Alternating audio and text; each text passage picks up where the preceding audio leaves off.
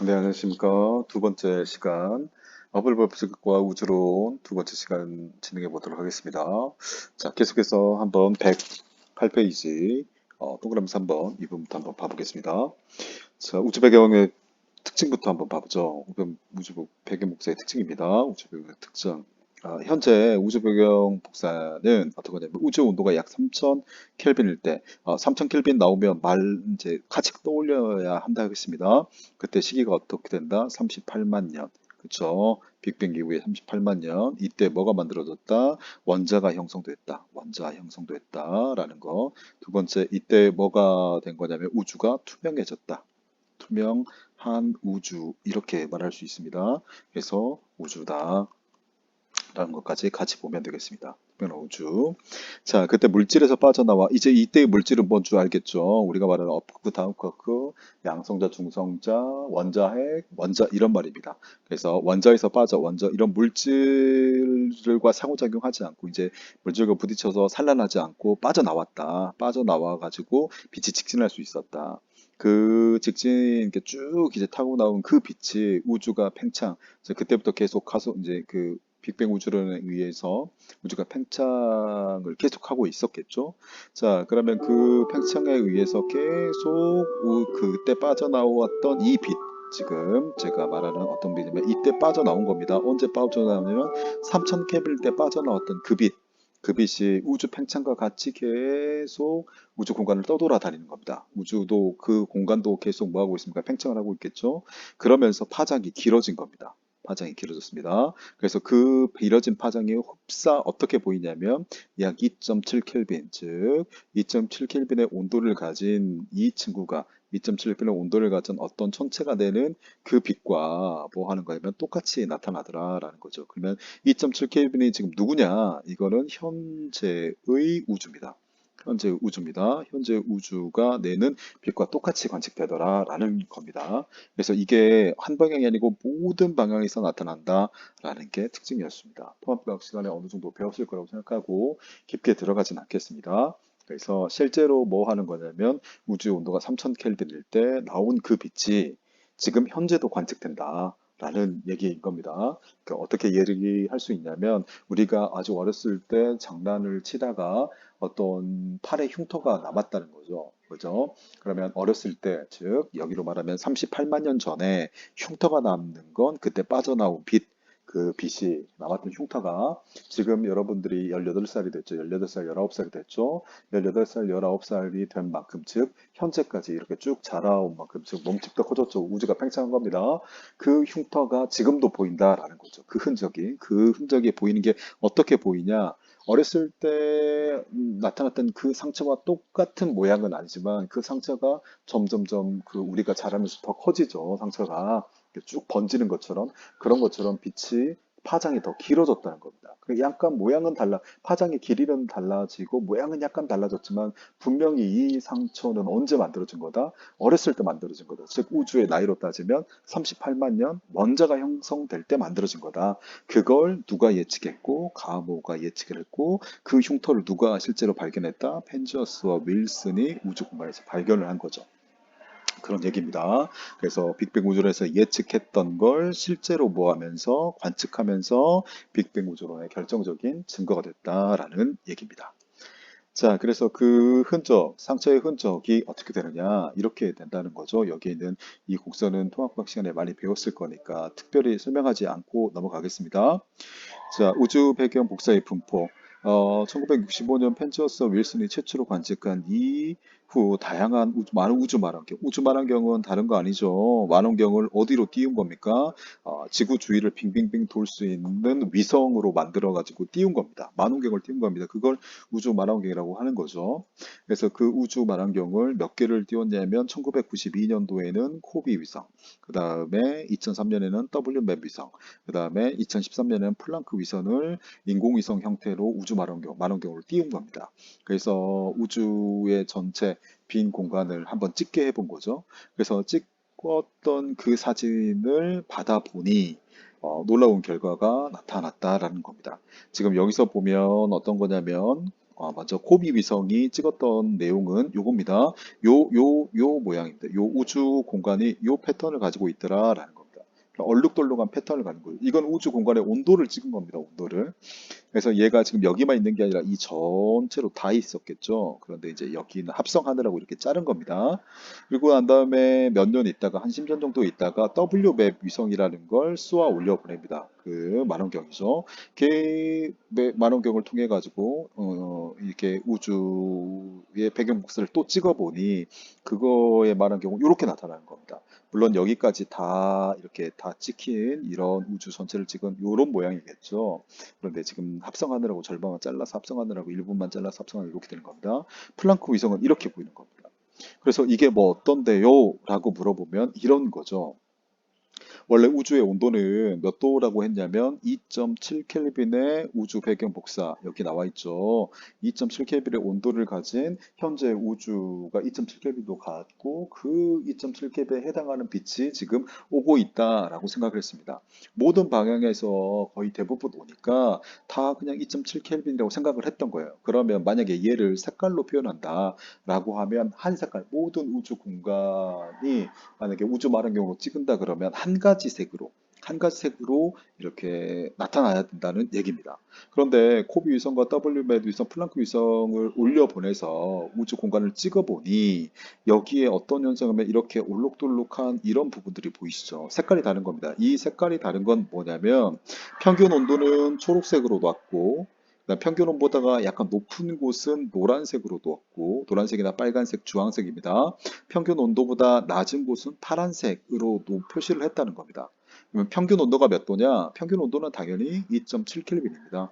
그러면 2.7 켈빈을 평균으로 놓고 얘보다 살짝 높았던 거, 살짝 낮았던 곳을 이 차이를 둬가지고 색깔로 표현을 해보니 얼룩덜룩한 이런 모양이 여기도 나타난다라는 얘기인 거죠.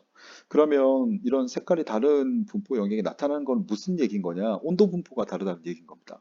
그러면 여러분들은 아시죠? 어떤 걸 아냐면, 온도라는 건 뭐지? 에너지죠, 에너지. 온도라는 건 에너지입니다.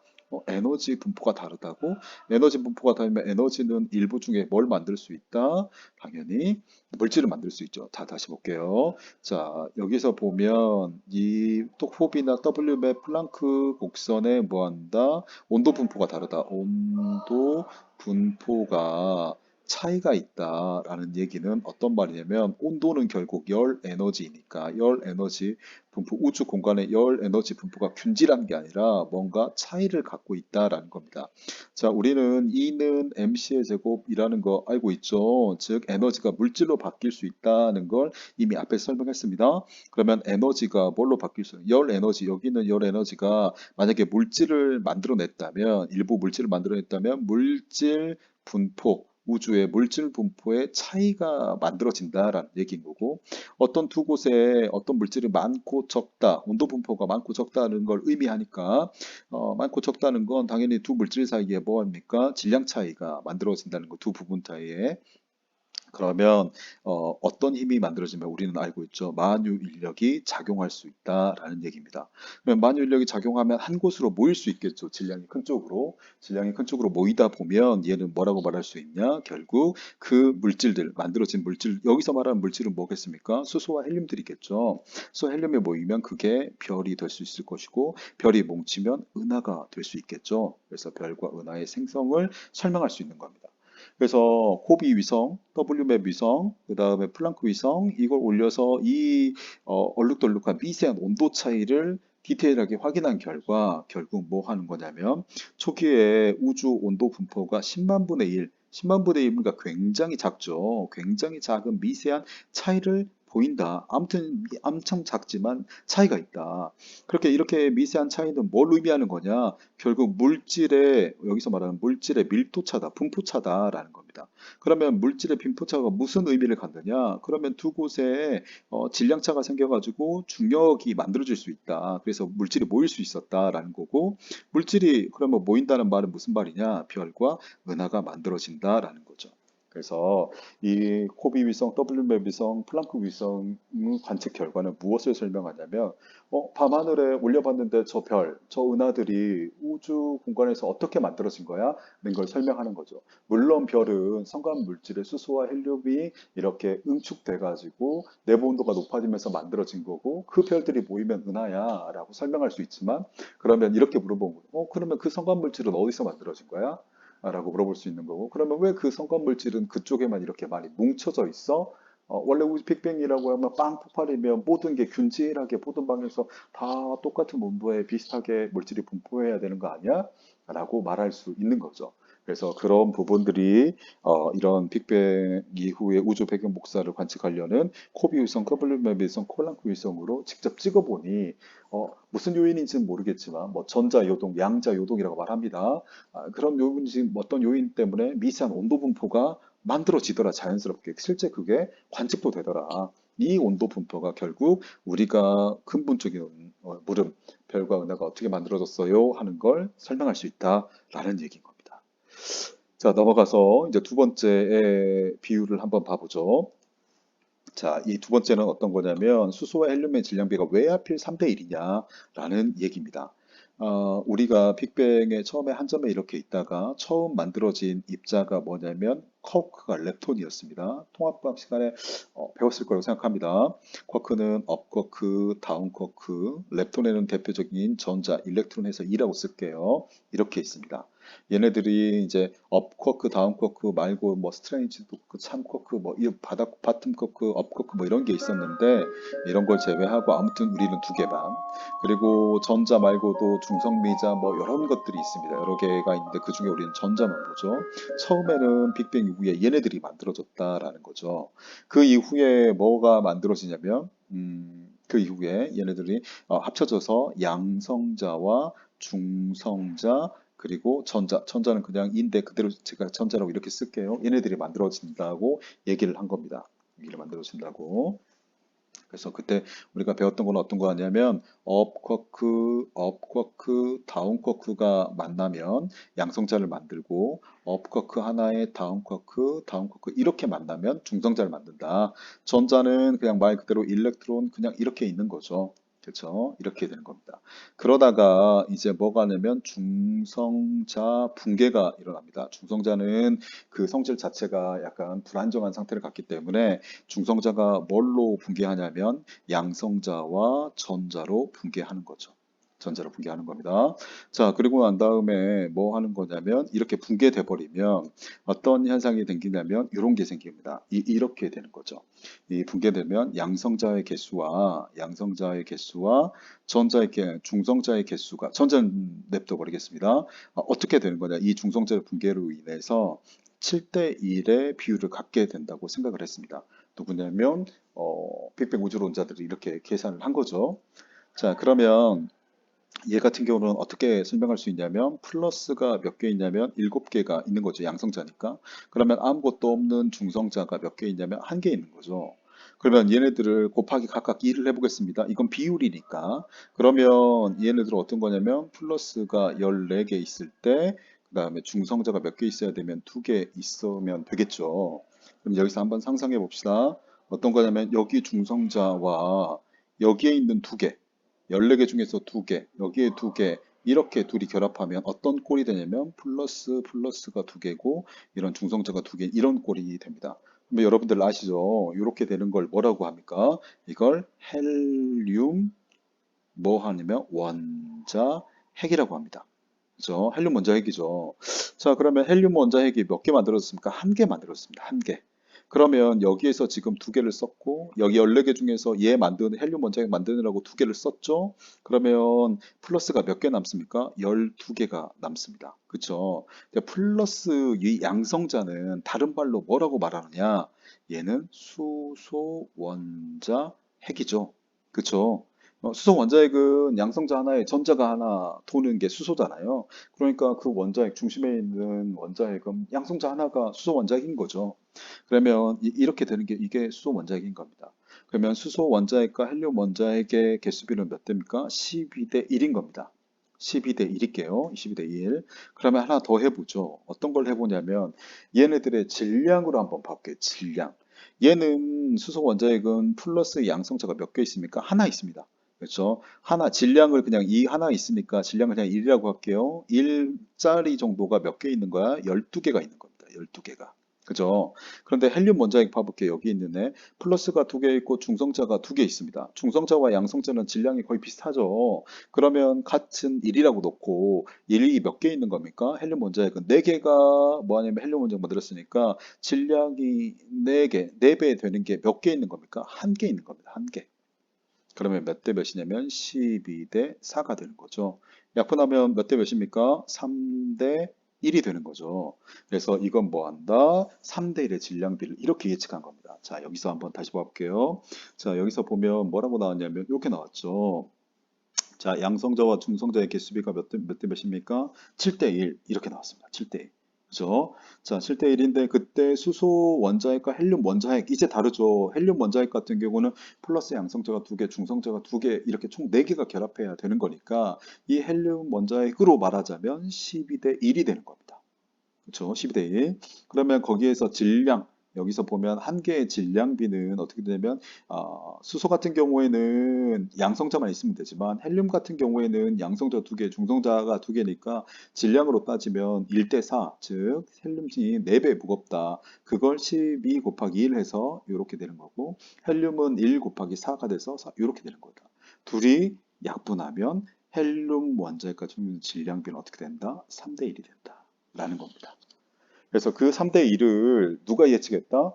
빅뱅 우주론을 지지하는 천체 물리학자들이 이렇게 예측을 했다는 거죠. 그래서 우주 전체에는 수소와 헬륨의 질량비가 중성자 붕괴라는 사건을 고려하면 대략 3대 1 정도 나와야 한다. 이렇게 관측되어야 한다라고 주장했던 거고, 아까 그 이전 영상에서 설명했던 것처럼 실제 뭐 하는 거냐면 그걸 관측해 버린 거죠. 실제 여기서 보면 뭐 하냐면 별빛의 스펙트럼을 관측해 가지고 우주 전체 우주는 대부분 뭘로 돼 있냐면 수소 헬륨이 3대 1로 돼 있는 걸 알게 됐죠. 알게 된 겁니다. 자, 그래서 이게 또 다른 강력한 증거가 됐다는 얘기입니다. 꽤나 많이 복잡하죠. 많이 복잡합니다. 많이 복잡한 건데 그래도 한번 잘 정리해 보게요. 조금만 더 해보겠습니다. 이런 빅뱅 우주론이 결국 지지를 받았고 강력한 이 두 증거에서 지지를 받았고 가장 잘 지금 현재까지는 잘 설명하는 우주론이지만 빅뱅 우주론의 한계점이 있습니다. 한계점은 여기서 말하는 것처럼 지평선의 문제, 그 다음에 편평성의 문제, 그 다음에 자기 홀국의 문제 이렇게 세 가지의 문제가 있습니다. 그래서 이 세 가지 문제를 우리가 이제 방금 전에 얘기했던 그 빅뱅 정통적인 빅뱅 우주론에서는 설명하지 못하는 한계점을 갖고 있었던 거죠. 자, 어떤 건지 한번 봐보겠습니다. 먼저 그 전에 전통적인 빅뱅 우주론은 어떻게 설명을 하는 거냐, 우주를 이렇게 설명하는 겁니다. 한 점에서 이렇게 모였는데 한 점에 이렇게 처음에 출발했는데 빵 터져서 이 빵 해가지고 뭐 한다? 우주가 이렇게 팽창한다. 라는 겁니다. 우주가 팽창하는데 이 팽창할 때 어떤 속도로 팽창을 하는 거냐? 우리가 알고 있는 가장 빠른 속도, 빛의 속도로 팽창한다라는 겁니다. 가장 하는 건 뭐밖에 없으니까 빛의 속도밖에 없으니까요. 그래서 빛의 속도로 얘가 팽창한다라고 이렇게 시간이 지나고 이렇게 더 팽창할 때 이렇게 팽창한다라는 얘기입니다. 그래서 이렇게 팽창하는 속도가 빛의 속도와 가깝다라고 주장을 했어요. 근데 이 주장에 의하면 여기에 방금 전에 얘기했던 이 세 가지 편평성, 지평성, 자기 홀국의 문제를 설명할 수가 없다는 얘기입니다. 어떤 문제인지 한번 봐보죠. 한번 무슨 얘기인지 한번 같이 봐볼게요. 먼저 지평선의 문제입니다. 자, 지평선의 문제는 요거입니다. 자, 우주 배경 복사가 모든 방향에서 균일하게 관측된다. 라는 것은 빅뱅 직후 초기 우주 에너지 밀도가 균일했다는 의미다. 그러나 빅뱅 우주론은 우주가 광속으로 팽창하고 있다. 우주가 광속으로 팽창하고 있다. 빅뱅 우주론이요. 이렇게 설명하고 있죠. 근데 이렇게 설명하면 뭐 하는 거냐면 균일한 걸 설명할 수가 없다라는 겁니다. 그렇죠. 빅뱅 우주론이 주장하는 바로 설명을 하면 이 지평성 문제를 설명할 수 없다라는 거고 두 번째는 편평성 문제입니다. 현재 우리 우주를 관측하면 거의 평평하다. 이렇게 관측된다 실제로.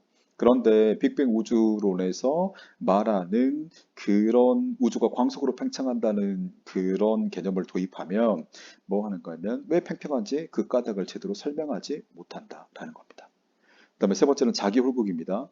빅뱅 우주론처럼 만약에 일정한 빛의 속도로 이렇게 팽창한다 한다고 하면 많은 양의 자기 홀극, 예를 들면 N극과 S극이 따로 있는 겁니다. 지금 지구상에 우리가 관측하는 자석이라는 건 N극과 S극이 항상 붙어 있습니다.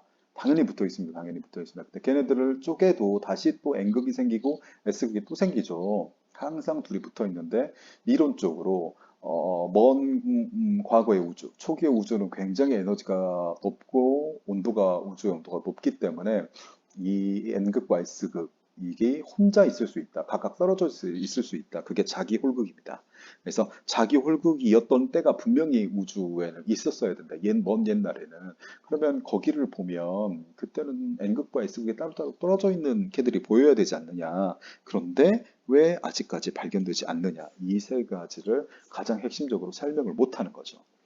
그래서 이 설명을 못하는 그 부분을 보완하기 위해서 어떤 이론이 나오냐면 급팽창 이론이 나옵니다. 인플레이션 이론이라고 합니다. 그래서 이때부터는 뭘 하는 거냐면 빛보다 빠른 속도로 뭔가 팽창을 했다라고 말을 해버린 겁니다. 말을 한 겁니다. 이때부터는 이제 또 공간과 우리가 말하는 시간, 이제 공간의 개념을 좀 나누는 겁니다. 빛의 속도로 가는 게 있고, 빛보다 빨리 가는 게 있고, 뭐 이렇게 얘기하는 겁니다. 이제 이 두 개를 나눈다는 얘기인 거죠. 그래서 그런 거 있었던 거고, 그래서 이제 이 급팽창 우주론으로 여기 빅뱅 우주론의 한계를 이제 어느 정도 설명할 수 있게 되었습니다. 그래서 빅뱅 우주론을 부정하는 게 아닙니다. 빅뱅 우주론에 첨가를 하는 거죠. 급팽창했던 때가 있다. 팽창을 하는데 엄청 빨리 팽창할 때가 한번 있었다라고 말하는 겁니다. 자, 두 번째는 그러면 그걸로 이제 어느 정도 한계점 보완하고 현재 우리 근처에 있는 초신성 1A형이라는 걸 이제 관측을 했는데 이 관측한 결과를 봐보니까 실제 관측한 결과가 우리가 예측한 것보다 더 어둡게 관측된다라는 겁니다. 어둡게 관측된다는 얘기는 뭔 말이냐면 실제 이제 예측했던 것보다 실제 초신성 1A가 더 멀리 있다. 더 멀리 있으니까 당연히 어둡게 관측되겠죠. 그래서 계산한 것보다 왜 더 어둡게 관측되느냐, 왜 멀리 있어야 하는 거냐라고 하면, 우리 근처에 있는 우주는 가속 팽창한다라고 설명을 또 다르게 하는 겁니다. 자, 그래서 요 부분은 이제 제가 다시 한번 정리하겠습니다. 다시 한번 정리하는데, 마지막 요거를 좀 한번 보면서 이 시간 마무리 한번 해볼게요. 어떤 거냐면, 자, 여기 한 점에서 모든 게 태어났다. 여기에 대해서 설명하는 건 이건 누구냐면 빅뱅 우주론입니다. 자, 여기 좀 키워서 우리가 한번 봐보죠. 키워서 한번 봐볼게요. 자, 여기 빅뱅 우주론에 대해서 설명하는 이 부분은 여기 한 점에서 뭔가 태어나서 팽창했다라고 설명하는 건 빅뱅 우주론입니다.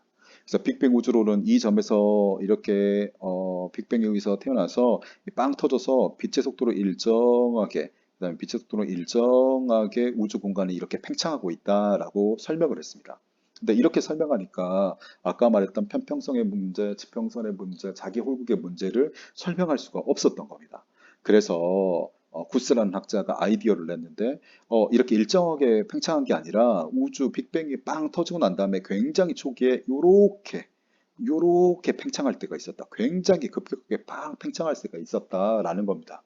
이건 누가 팽창한 거냐? 공간이 팽창한 거다라는 거예요. 빛보다 훨씬 더 빠른 속도로 공간이라는 거, 우리가 알 수 없는 어떤 공간이라는 게 먼저 팽창하고 그 뒤에 빛이라는 게 쫓아갔다. 에너지가 쫓아갔다라는 겁니다.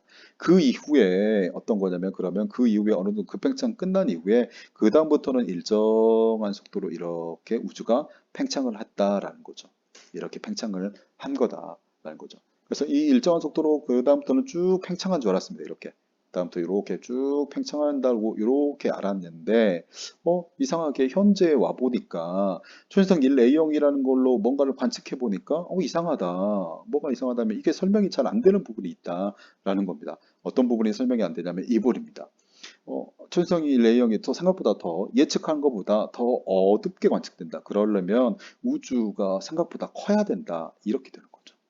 우주가 생각보다 커야 된다라는 겁니다. 그래서 이걸 정리하면 다시 한 점에서 뭔가 태어나서 이제 빵 터졌다라는 걸 설명하는 부분은 이 부분입니다. 빅뱅 우주론. 그래서 이 빅뱅 우주론의 한계점을 보완하기 위해서 설명하는 게 뭐냐면 태어나자마자 빵 터지자마자 엄청나게 빠른 속도로 공간이 먼저 빛보다 빠르게 공간이 팽창했다라고 설명하는 것이 급팽창, 인플레이션 우주론입니다. 그리고 난 다음에 일정한 속도로 좀 등속 팽창하다가 최근에 와서 우리가 관측을 해보니까 이상하게 설명 안 되는 부분이 있다. 초현성 일 내용이 생각보다 더 먼 곳에 있는 것 같다라고 설명하는 곳이 가속 팽창이다. 팽창 속도가 점점점 빨라지고 있다라고 하는 곳이 지금 여기인 거죠. 여기입니다. 여기. 여기입니다. 그래서 빅뱅과 급팽창과 가속팽창은 여기가 만약에 처음 태어났던 곳이라고 가정을 하면 여기가 시작점이라고 하면 이렇게 가면서 시간이 흘러서 지금 여기가 현재일 것이고 현재는 여기가 영살이라고 하면 여기는 137억 년이 되겠죠. 그렇죠? 137억 년 동안 점점점 그러니까 우리 우주가 변하는 모양이 다르다. 이걸 통합적으로 설명하는 게 지금 방금 전의 내용입니다. 엄청 어려운 내용입니다. 굉장히 이게 어떻게 설명해야 되고 어떻게 이해해야 되는지 굉장히 헷갈리는 부분이 많습니다. 많죠. 그래서 특히 이제 급팽창 우주론하고 가속팽창 우주론은 조금 건너뛰었습니다.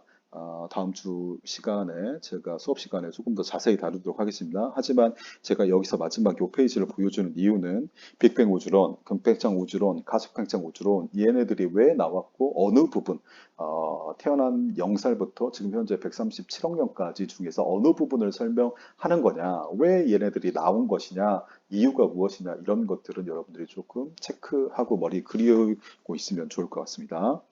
자, 듣느라고 고생 많았습니다. 자세한 내용 좀 보충되는 내용은 다음 주 수업 시간에 조금 더 첨부할 수 있도록 하겠습니다. 수고하셨습니다.